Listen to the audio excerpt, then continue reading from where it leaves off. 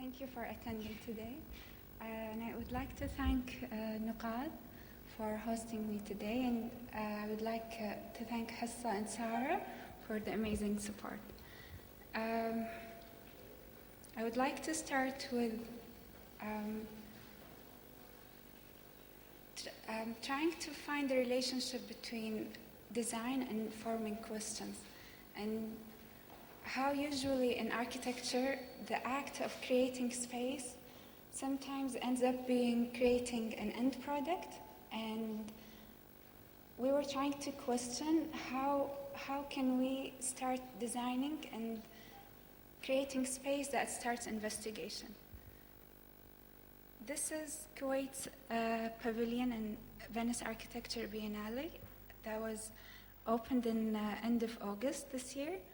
And the approach for the pavilion, for Kuwait Pavilion, was we started in June 2011, and back then we were working as a group of architects and friends for a totally different project, and we were questioning why the value of buildings in Kuwait does not exist, and why do we keep losing traces of city after city, and we don't have a testimony of the physical evolution of Kuwait. And we were organizing a different project, but back then the opportunity to be part of Venice Biennale came to be, and so we started completely informally, and we were working as a grassroots movement, and we were a group of architects who are questioning urgent matters that relates to architecture and cities. And we were trying to convince the National Council, although I work there, but we had other people in the team who were from different sectors, and trying to find the possibility of presenting serious questions at Venice Biennale and using a global platform to pose these serious questions. And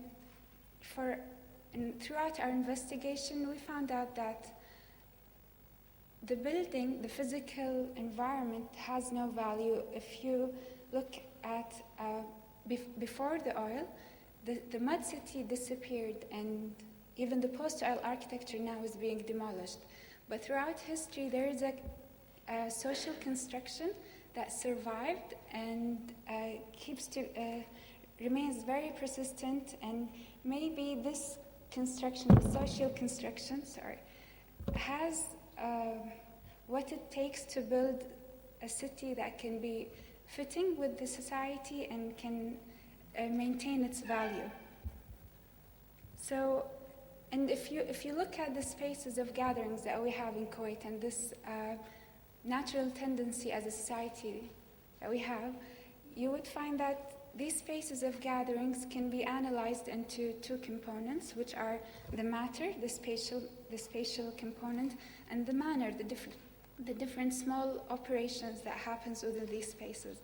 And this was the sort of basic framework for the entire investigation. And maybe we can analyze matter in terms of the ground component, and the very primal gestures of hosting a gathering, like when you throw a mat and then a collective emerges from people just informally sitting together.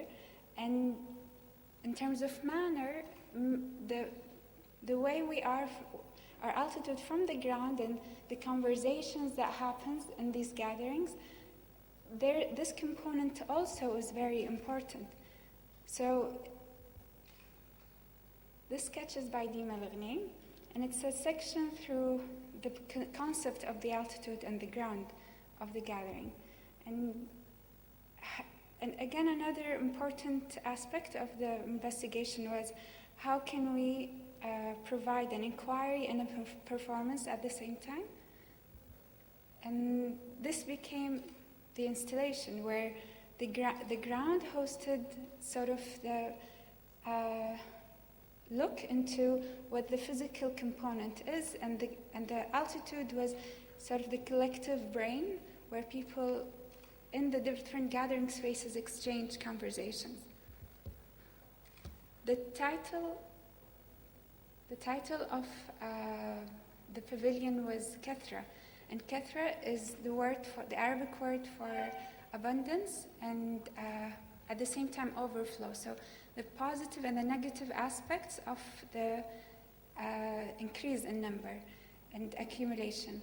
And this is tied back to the notion of how oil changed societies and changed the architecture in Kuwait. And we were trying to focus at the critical condition between an existing situation where things can go extremely positive and extremely negative at the same time, but it's the way that our intervention method can help change how the future can unfold. So we kind of understand that the backdrop of our entire inquiry is that how welfare affects architecture.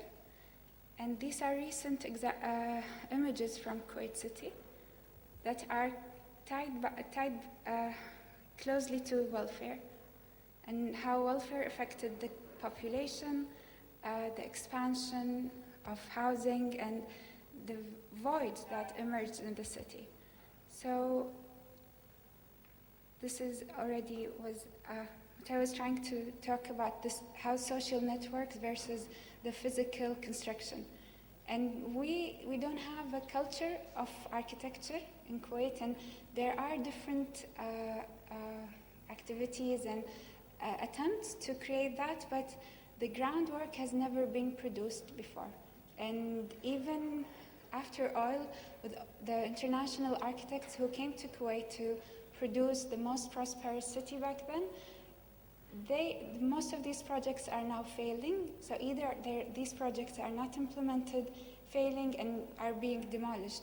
So there is a serious problem there, and we need to look back at what the condition that we have and analyze it and find potentials. But what we try to do is just define a stage of definition and the first step of a research of creating this reading. So as a group, we started by different strategies of research. First of all, we looked at the old theater plays that were produced back in the 70s and how they tackled the change in the city and the construction of the society. And for example, Arabesque, and how they tackle how architecture really affected the society and affected art and culture,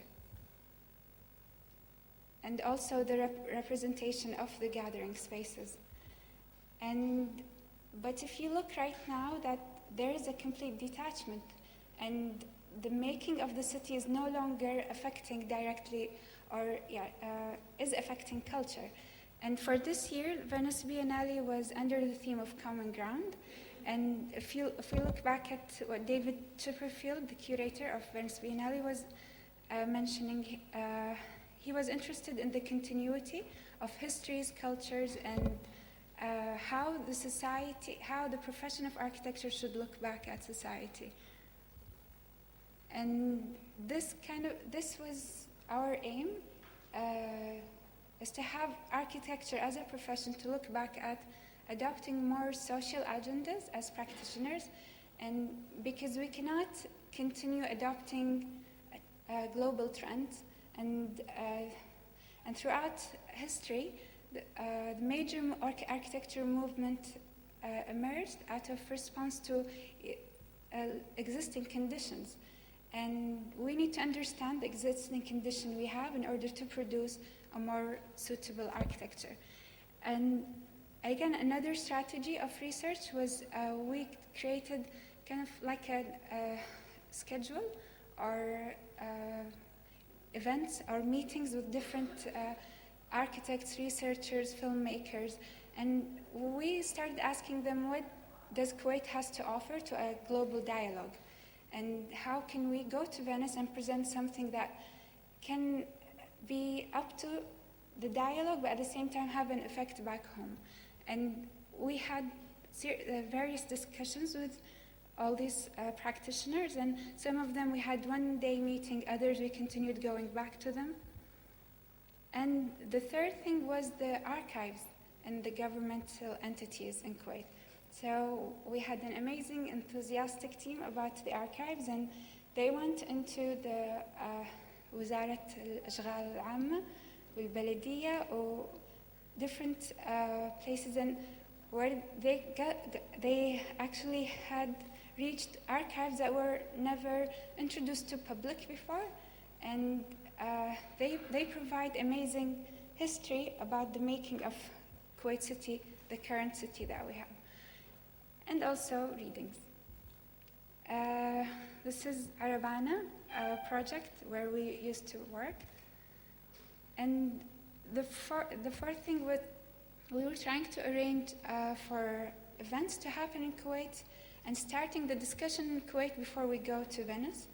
And here we hosted a Kuwait Modern City Conference, and we had architects coming, international architects coming in, as well as local architects, and they were discussing the role of architects and buildings in the modern city of Kuwait.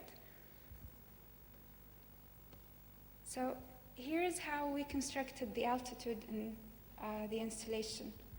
We collected oral fields within the different typologies of gathering in Kuwait, and because these conversations actually hold what's the most important thing in these gatherings, because they hold the collective mentality and the form of knowledge that we can analyze and start to tackle if we want to instigate change. And so the Diwani is a kind of gathering space that's very dominant to the Kuwaiti culture, but you cannot detach it from an entire system. So we wanted to tackle what are the different typologies of gathering that are either affecting the Diwani or affected by it, and how about if these spaces of gatherings are where the dualities of resistance and change happen. And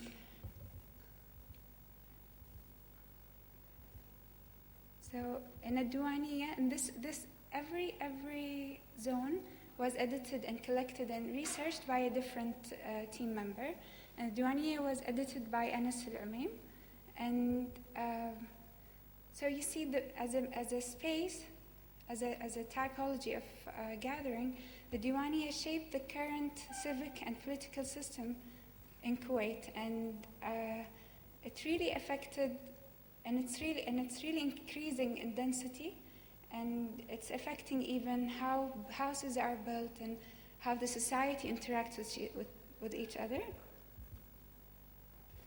So we recorded different conversations, and for example, a Diwaniya where literature and artists are gathering, another Diwaniya where it's a family, extended family Diwaniya, and political Diwaniyas, and other types, but I didn't mention them here for the time.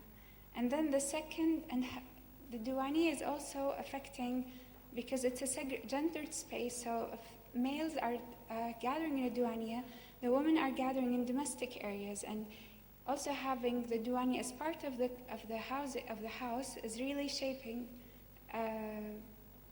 the design and how the house is.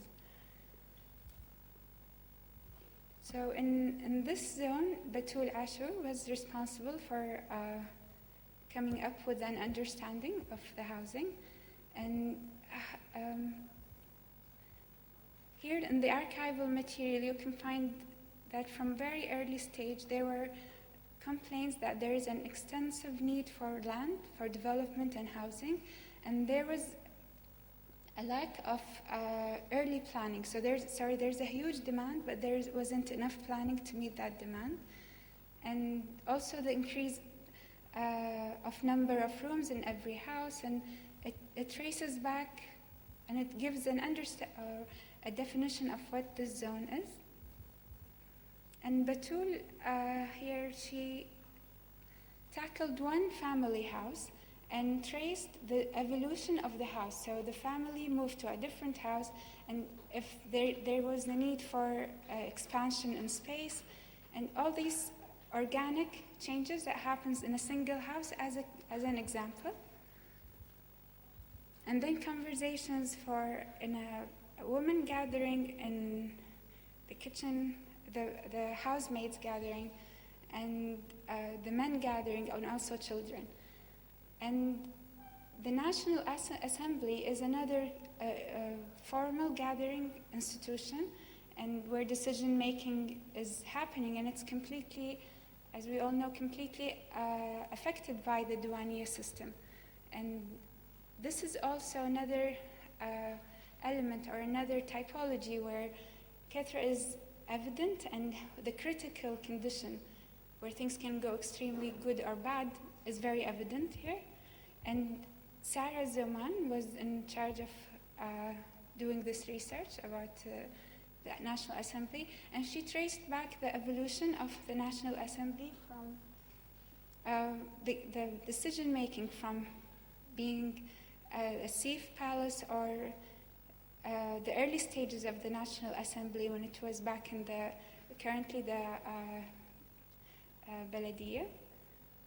And also the earliest form of the assembly, if we could say, was Kishk Mubarak, where it was the space where decision making, or it was the informal platform where the sheikh used to receive people who had complaints and just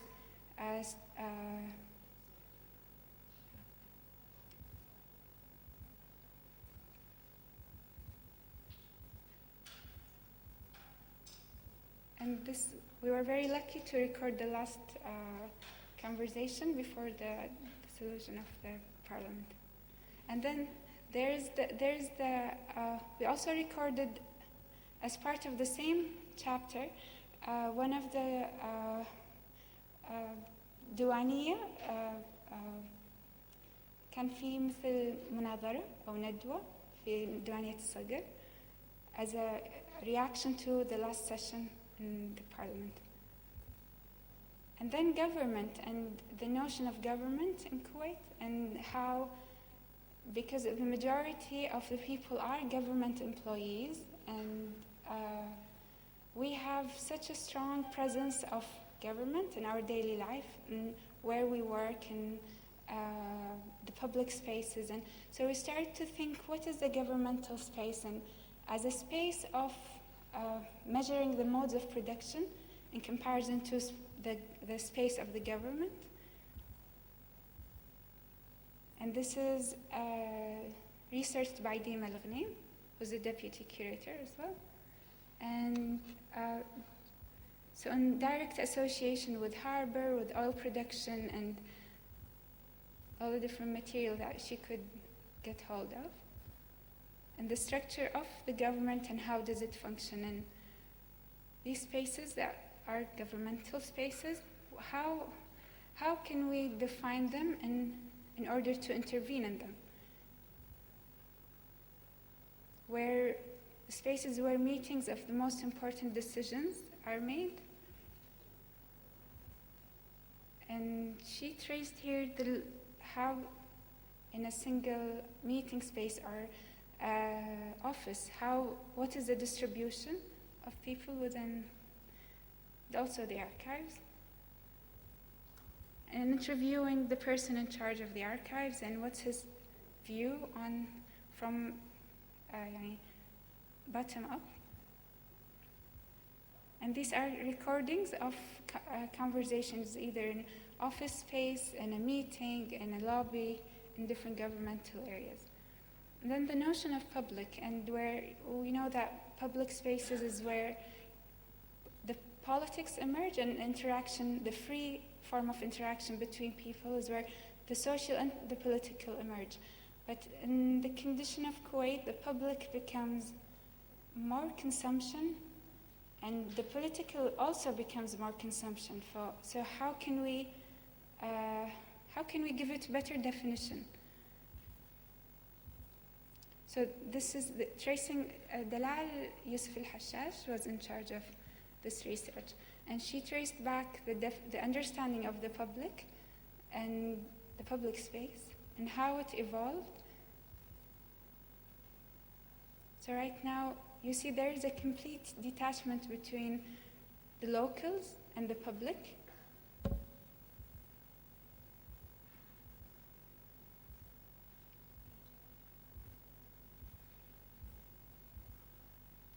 And some of the dialogues that were recorded is, this is a,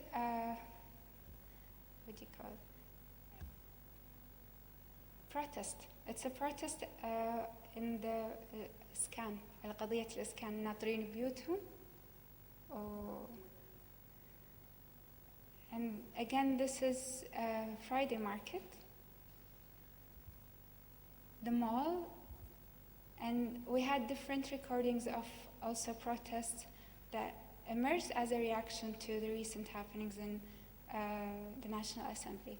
And that, just putting together protest, consumption, mall, and the kind of informal markets brings a very local understanding of public and public space, and maybe that would give us tools in the future on how to tackle those spaces. The periphery is a very interesting condition in Kuwait because periphery usually is the outskirts of a city, or it's also symbolic notion to secondary and the position of power and the removing power from center to periphery. But in Kuwait, we also have periphery right in the center of the capital, and it's not just the, so after oil, 2/3 of the population are expats now, and that creates a dynamics that we as architects need to understand, and because there are practices, and this is a major problem that different governmental authorities are trying to tackle, and bringing up solutions like having the expats to live in a certain area, or creating further borders and detachments between the local and the expat could not be a good solution for the future of the city. And in the past, right with the rise of oil, the periphery was not the expat, but your distance from the city, from the urbanized city. And in the archives, you can see that there were studies in how to bring back the nomads back into the urbanized city. But then distances from the center has always been a great issue and a factor that shaped the interaction between the society.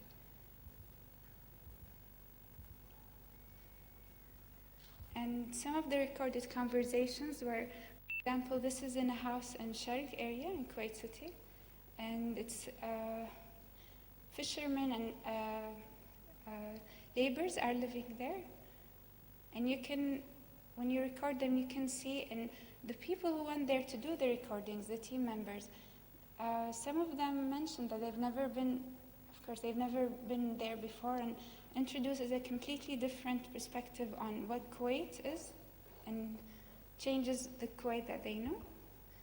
And this is also a market space, also in Kuwait City, where only expats go for shopping. This duality and detachment is very evident.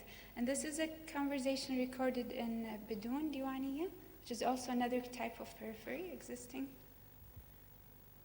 The seventh zone was the void, and Kuwait being only 10% urbanized and 90% empty land. But also the center of the country has major void conditions, and void in terms of space, but also conceptually or symbolically. So the old city disappeared right now, and there are huge lands that are still empty where the city used to be, and the generation, and our parents' generation, they still remember, they can point where the houses are, where they used to live, play as kids.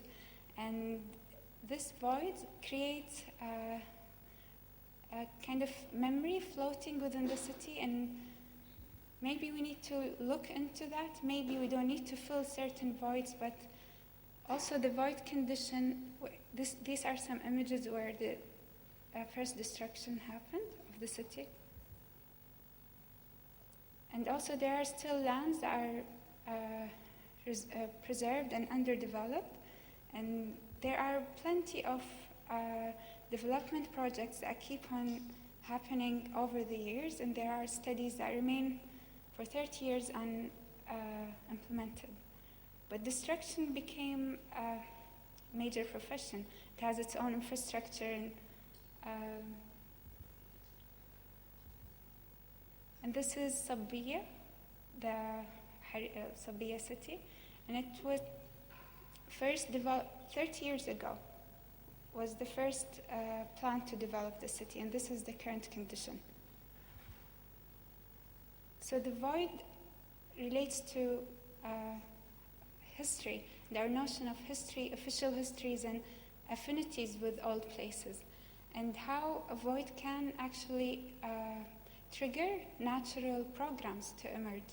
And maybe within these voids, we can try to analyze and understand the void and what kind of affinities and engagements are happening with these voids, and instead of superimposing totally detached plans on them. And the law of antiquities in the National Council of Culture, every building that passes 40 years can be listed as a historical building. And this is where, when myself and a group of architects were working, we were trying to investigate how can we preserve the post-oil architecture. And instead of, because if nothing happens in this regard, we will lose a complete history of our nation. So I was in charge of the void section, and for this I tried to see what are the different practices that practitioners in Kuwait are doing in an attempt to engage with the void.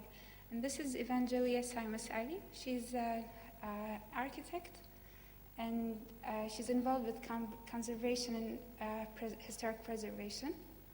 And I worked with her for 2 years, and this interview is to ask her about, since she came to Kuwait in the 70s, and what does she see, and what we have to keep as a younger generation as a testimony for the future,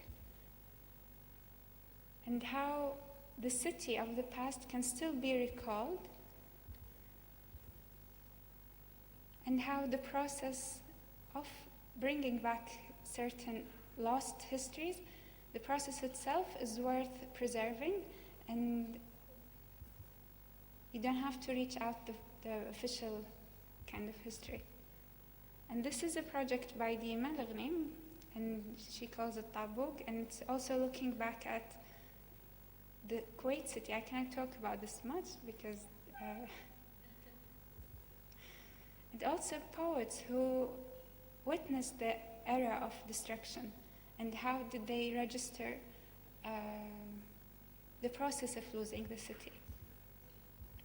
Some of the conversations that were recorded is, this is supposed to be a listed building, and it's a palace of Fahd al-Salim, and now fishermen are living in this place, and it's very interesting because this phase of in between for the building until it becomes listed and preserved, there is a complete economical system happening, and these kind of places that are falling in between are providing an infrastructure for simple economies to emerge.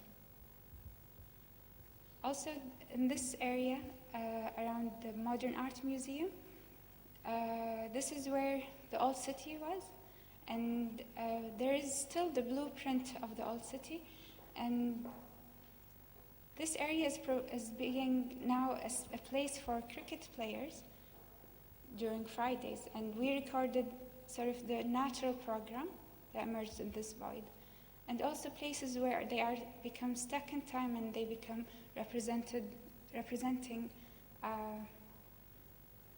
kind of a natural engagement. And also, the last chapter is worship, and this is a very effective, all of the chapters are very effective forces and typologies of gathering and clustering of people. And they represent this kind of in-between condition. And this is a diagram showing the distribution of mosques in Kuwait. And this is a collage of the old fabric, and the points, the buildings in red are the mosques. These are the only remaining buildings from the old city. And there is a regulation in the ministry that says every 200 meters, as a urban distribution module, every 200 meters a mosque would emerge. And that opens up the question of what really is the function of the mosque. And because for Friday prayers, people need to be there in a big group, practicing together, and kind of it becomes where the differences are merged together. So if we have 200 mosques, a mosque every 200 meters, then people are dispersed, and this clustering function is not happening. So conversations that were recorded are, of course, the Friday prayer. And this is a celebration in a Husseiniya. And all this material, that the 8 chapters, were compiled in an appendix that was exposed, exhibited in the space in Venice. And this wall was where the process was, because we are reaching the first phase, and because this is an inquiry that will still continue to take place. So the process was very important to be exhibited. And there were navigation plans for the audience because the speakers were organized in a circle, and every pie in the circle was representing different conversations. And along with the help of this chart, the audience could, based on the time that they are in the space, they could know that in this period what kind of conversations will be played, and the translations were also provided. Because it's a very complex dynamics of social dynamics, and in order to have dialogue and conversation about the system, we couldn't create shortcuts and produce a final product.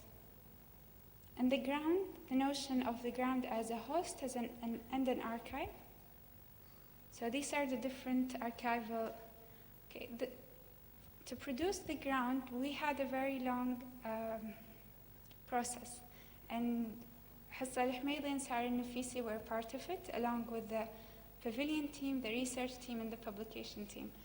And we had different conceptions throughout the process of the research.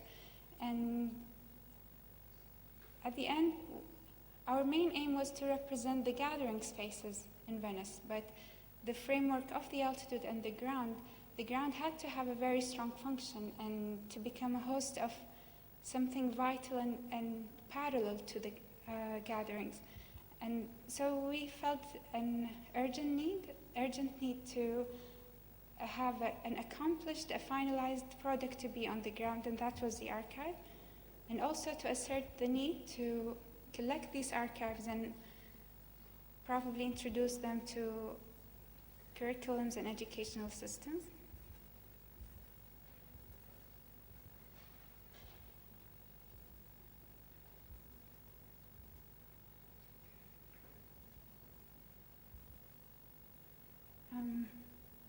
These are some images from the space. So here you can see that the ground becomes the archive, but at the same time it becomes your relationship, or your height from the ground gives you a different experience. And people could gather in the space and create some sort of a connection with the ground. At the same time, they could have a different experience by walking through the corridor of sound. This is the process of installation, and our team, we had a very enthusiastic team working in the installation. Sulaiman, Lulu, Taiba, and everyone else in the team took part in it. And so what we understood from this investigation was that there are things that we need to focus for the future of the Ketra project, which is the practice of creating platforms, and what would that might hold, and what does it mean, and what kind of platform do we need to produce to affect the culture of architecture, orality as a form of knowledge, the need for a local curriculum that understands the condition and the situation in Kuwait, and probably the form of knowledge that would emerge from all of this. Thank you.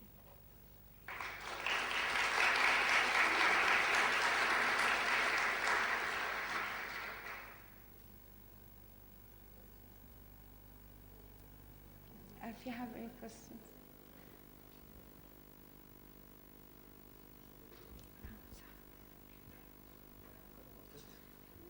We have a very short video of, we had Paolo Barata, who came to the Pavilion of Kuwait, and he was very enthusiastic, and it was something very special for us, the team who worked on the pavilion, and also for the directors of Venice Biennale, telling us that this is very special, and he doesn't do that usually, and he stayed for a very long time and was very enthusiastic. It's very short.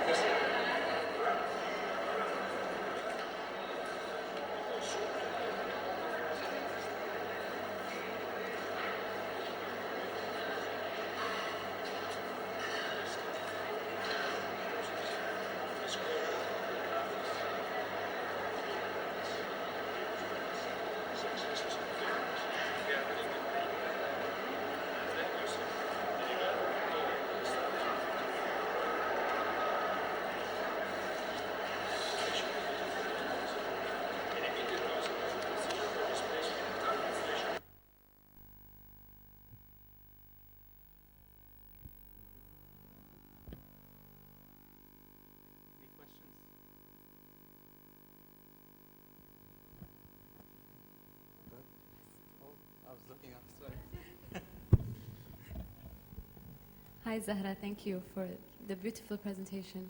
I just want to add, as part of the team in which we were honored to be part of this team, at the beginning, it was very hard for us to understand what the Kethra team was trying to present at the Biennale.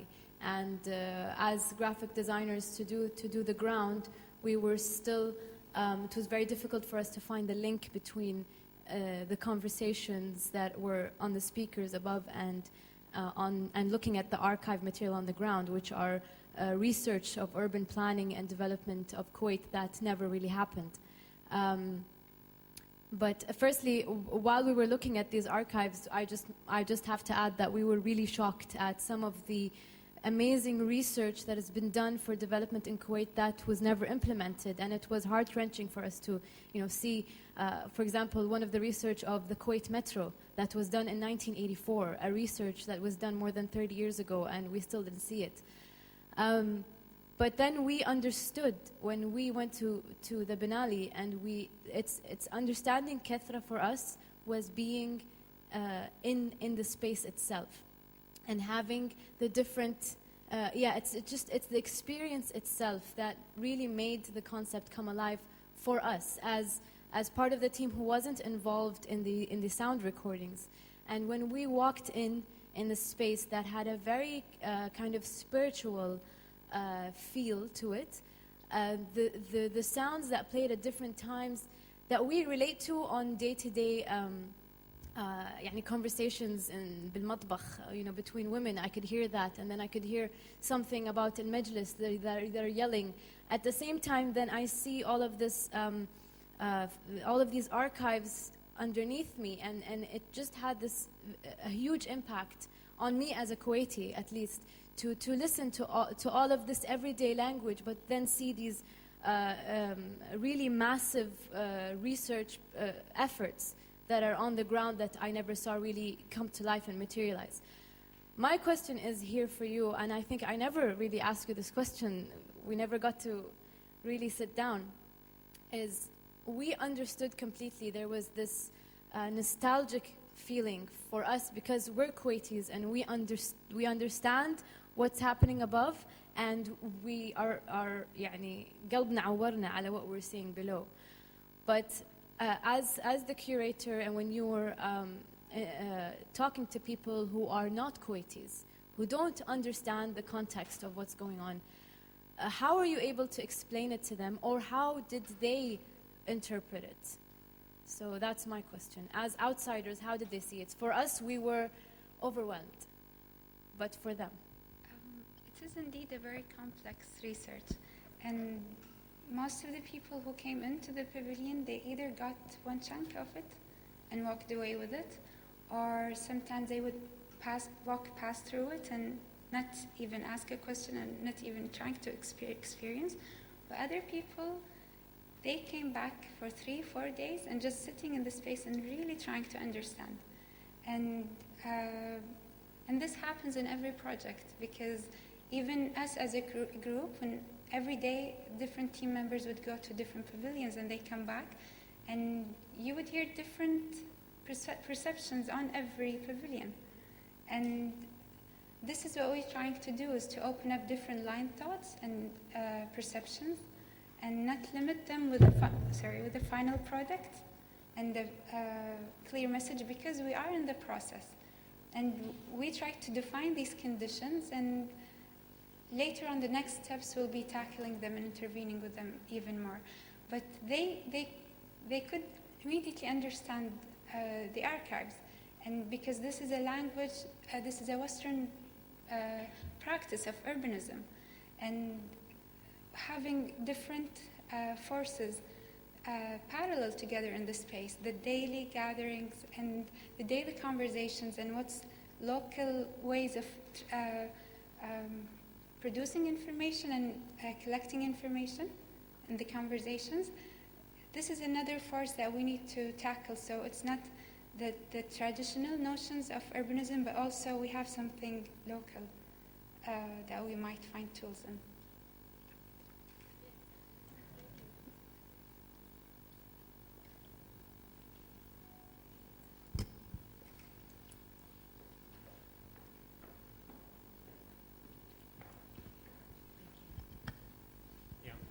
I guess my question, coming back to this nostalgia thing, have you tried to replicate the same exhibition or here in Kuwait, for example, where it's more contextually relevant to the audience? Because I think if you do something like that here, it will be more relevant, and you will have more connection with the audience. Because, from what I've seen, I think for us who lived in the country and know exactly the context, would find that very interesting, rather than somebody in Venice visiting it. I know that this was part of an exhibition, but I think doing the same experience here would have a great effect on the people. Definitely. The project will be coming back to Kuwait. In what format, we don't know exactly yet, but it definitely will be here. Because the aim was, right from the start, is to creating the effect in Kuwait and using this platform maybe to gain recognition, because you need that to produce change here, unfortunately.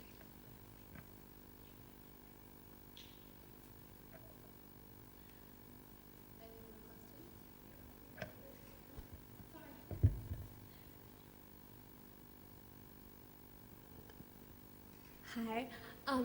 I would like you to tell us a little about the structure or the building in which the pavilion was held, because I'm not sure what it was about it. There is an extra layer of materiality, texture, but that surely added to the experience. Maybe it was by mistake or chance, but I think that really made the experience. So if you could tell us a little about that.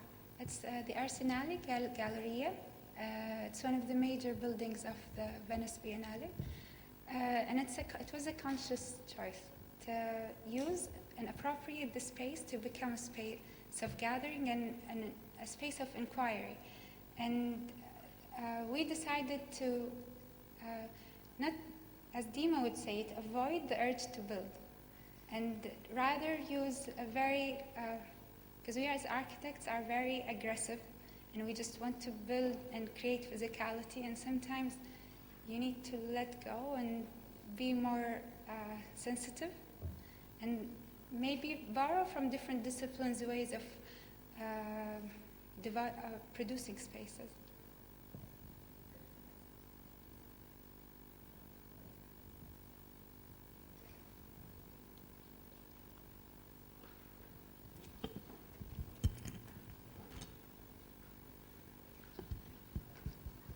Zahra, what's the next step with regards to educating younger Kuwaitis? Sorry? What's the next step with regards to incorporating this kind of information into the education curriculum, into the design schools and architectural schools? Have you had any plans with regards to that? Actually, I don't have connection with Kuwait University, but we are a group of architects who are interested in alternative formats of education. And definitely there will be different workshops that would emerge from this, and also investigating the proper platform to host this information and creating a gathering of architects, I guess. But there are major projects coming on the way.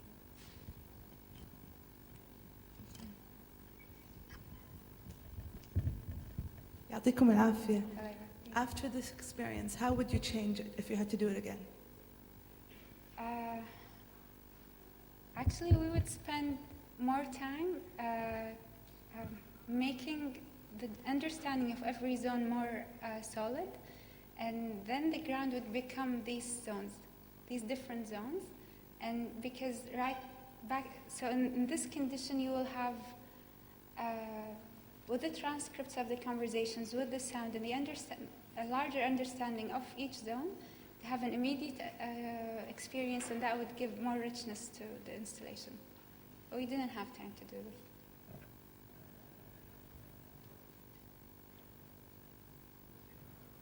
Thank you very much, Zahra. Thank you.